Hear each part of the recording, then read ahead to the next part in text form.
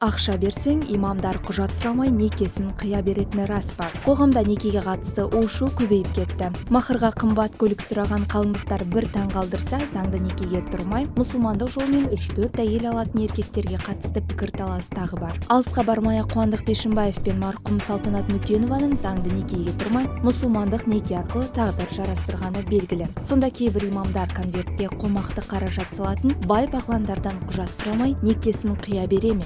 Казакстан мусулмандары дини баскармасынын маалиметинче, отоо куруп жаткан зубайлардан ахатта тиркелгени тууралуу куәлик немесе өтүнүш бергени растайтын аныктама талап этилет.